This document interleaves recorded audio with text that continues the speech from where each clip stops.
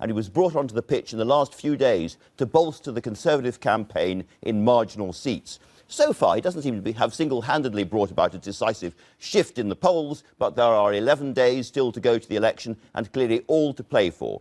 Boris Johnson joins me now. Good morning. Good morning, Andrew. Good morning. Now, you have been making a lot of the danger of the SNP coming into government and talking about money pouring up the M1 to Scotland.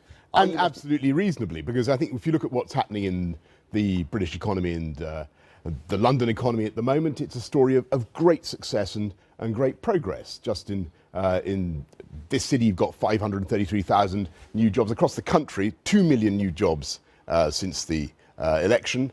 And you know, I look at London. I look at everything that is happening here. We are the tech capital of Europe. We have 500,000 people now working in fintech, biotech, edtech, medtech, nanotech, green tech, all this kind of stuff. That didn't exist when Labour was in power. It's quite amazing to think. It's grown up. Because of the constellation of the government. That's absolutely. I'm perfectly prepared to accept that. I'm perfectly prepared to accept that. But what you've got is a Labour government that is coming in with a manifesto. What we would have is a Labour government. Which you are proposing to come in with a manifesto to put up corporation tax, to put up income tax, to make it more difficult for these small companies to take people on. And you would have, there's no way Miliband could conceivably govern except with the help of the SNP. They'd be crouching on his back like a monkey or whatever. I don't want to use any more ill-advised animal metaphors. But that is the reality. And I think it is actually deeply alarming.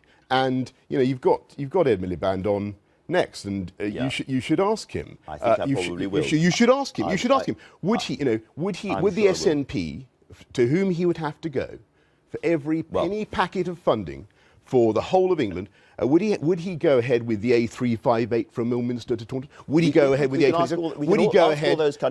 Would he go ahead with Crossrail? And I think with the SNP pushing him even further to the left, there would be a real economic risk. Do you think such a government would be illegitimate? No, that's what your close friend Theresa May says this morning. I think there would be. I think there is a risk of people feeling that it is bizarre that you've got a party that is the plain people of England who have not spoken yet. Yeah, well, pay us, pass us, whatever it is. Yeah, but do not forget. Do not forget. Exactly. GK Chesterton, everybody. Yes. But what do you think they would do in that situation? People will look at the reality that you've got a Scottish Nationalist Party, whose aim, ethic, charter, programme is to break up the Union. That's why they're called the Scottish Nationalist Party. Governing the United, being in government of the United Kingdom with an agenda even more left-wing than Ed Miliband, and with the long-term interests of the UK not fundamentally at heart. And I think they will think that is deeply alarming. And I think it's just the wrong way for this country to go. Is this not rhetoric which is going to weaken the Union, however, coming from the Conservative side, beginning to whip up a kind of English nationalism that hasn't been there before, and we could end up, therefore, with the end of the Union from the other side? I don't think so, because I hope that people will listen to this cautionary note that we're striking. I mean, obviously there's a symmetry. What we're saying is that the economy is going gangbusters. We've got more people in employment than ever before. Going gangbusters, where the second, well, you would say that because you're a lefty BBC journalist. There is a completely impartial BBC journalist, as you know very well. There is but the second fastest growing economy in the G7.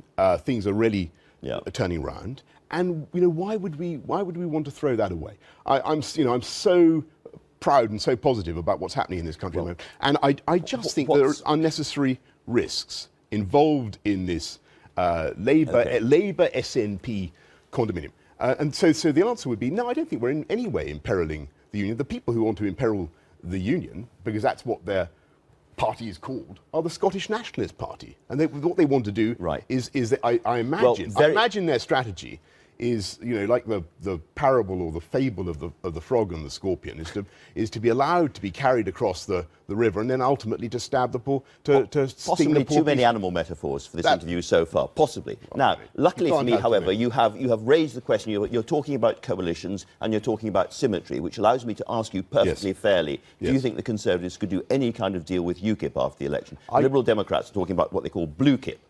And I don't envisage any deals with anybody, and I don't see that it is necessary, nor do I see that it is desirable. You know, go back to to my answer to you about the coalition and the prospects of a Labour SNP coalition. I think it would be extremely destabilising. I think the answer to that is to have a Conservative majority government, and you know that is actually not so very far from our grasp. The polls still not show so very far from our grasp. It's a bit away, which allows me to ask you about your other good friend, Nick Clegg. You've described him as a blancmange and an albatross and many other disobliging things. You know, these are the... You will be an MP probably after this election, and therefore you would have a vote about another coalition. How would you vote? I do not envisage such circumstances, and I will fight to stop it from happening. And nor do I particularly. I think I called him a lapdog cum prophylactic, as far as I can remember. But, you know, I was trying to avoid that one. These are look. These are. And by the way, do you not think, Andy, you're a distinguished political journalist yourself? Do you not think, as a country, we're becoming ever so super sensitive about the use of everyday political metaphors? We need more metaphors and more vivid metaphors, Boris Johnson, which is why, apparently, according to today's paper, so many Tories want you to take over from David Cameron imminently.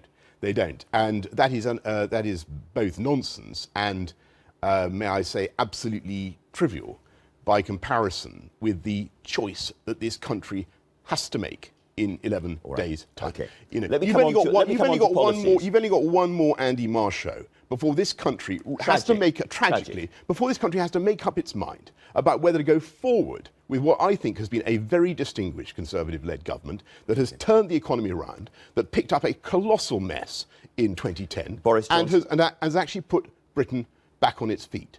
And I think the risk to our country is that Labour would, in concert with the SNP, would take it in profoundly the wrong direction. One other issue I must ask you about, which is rent controls, because London has more private renters than anywhere else and more people renting out there. What do you think the effect would be of rent controls in London? You know, of course, the answer is to build more homes, and it is not, therefore, to come up with a policy that would discourage the creation of more homes. I have some brilliant housing officials in City Hall, and let me tell you, Andy, they are not by any means all, paid-up Conservative supporters. But there are paid-up Conservative supporters. Let me to put it mildly, and they all, to a man and a woman, think that a policy of trying to impose rent controls is pure nonsense, a gimmick, wouldn't work. And if it did work, let me tell you, if it did work, if you went ahead with the drivel that we've seen on the front of the papers this morning, and you imposed a 3-year cap on rents, all that would happen. First of all, you discourage people from getting into the rental market. You discourage the creation of new housing, and all that would happen. Fewer houses, you're going to say. Fewer houses. But on the other hand, all that happened is at the end of the 3 years. On the other hand, those that remained renting out their properties would jack up the rents even higher. But at the moment, there's an awful lot of people out there who are paying very, very high rent for substandard housing, and they want something to be done. And I completely understand that, and I sympathise. So what is to be done? If it's not rent controls, what is it? You've got to deal with the landlords, and you've got to. And so what we've done in London is we've created a London rental standard, so that if the guy doesn't fix your boiler, if the banisters are not working or whatever, then they are held to account. And of course that should happen. But we will talk more about boilers and banisters later on. But we've run out of time for now. The Emperor Diocletian tried this. Emperor Diocletian, we have certainly run out of time. They tried it in Germany, they've tried it in New York, and they're trying to move away from it. All right, Boris Johnson, for now, thank you very much indeed. Disastrous policy. Now then, many observers are predicting an election where no party will end up with an overall majority. We've been joined again by Boris Johnson. Yes. Boris, London is full, as you were saying earlier on, of very wealthy people, non-doms and so on. What do you make of Ed's policy on that? Well, I think it's an interesting policy that's been announced by the Shadow Chancellor, as far as I can remember, Ed Balls, in the full admission that it will actually produce less money from rich people than they're paying already. So I think it's a paradox. I think Boris, let me just ask you. There are people here who are living here, permanently settled here. You're saying that we should carry on with this tax loophole, this state-sponsored tax avoidance, are you? I'm in favour of the rich rich paying as much taxes is consistent with a successful economy, status, and your policy, by the admission of your own shadow chancellor Ed Balls, actually yields less income. Now, I thought Andy gave him a very easy right. Boris, can I ask this question about non-dom? Are you for keeping non-dom status? I think it's an important point. Are you for keeping non-dom status? You're defending those people who come here. They live here for 30 years. They're permanently settled, and they don't pay taxes here. Hang on, is this the Ed Miliband who was in the Treasury with Gordon Brown for about 10? Are you the same creature? Don't get rattled. Come on now. I mean, is there some sort of doppelganger going on? Come on, Boris. I seem to remember that you talking about non-dom status. I think you were the guy. I have a little premonition that this is things to come. Is this things? Well, you see, the thing is, not only did we go to the same university, we went to the same primary school. A fact. Not the same secondary school, Boris. Not the same secondary school. You won't hear Ed Miliband admitting very often. Now, I would like to know. Neither of us went to a school as smart as Loretto. Neither of us went to a school as smart as Loretto. You attacked Ed Miliband very forcibly today, Boris, in the Sun on Sunday for backstabbing. Do you really think that's a fair approach to somebody who's standing in a... He doesn't believe it. Look, Linton Crosby's putting it up to it. Come on, Boris, you're better than that. Come on. Don't just do what Linton says to you. Come on, Boris. You're very if you become leader of the Tory party, I'd get rid of Linton if I were you. You know, honestly, he doesn't do much for you. I'm not saying that your brother... I'm not saying your brother had to present himself at A&E with a dagger in his back, but he would do... Best television of the week so far. It's only just started. Do more damage to this country than he did to his brother. That is the key point. Enough for both of you. He would. All right. He would. Thanks to all my guests, including you two. Shut up now, please, sorry.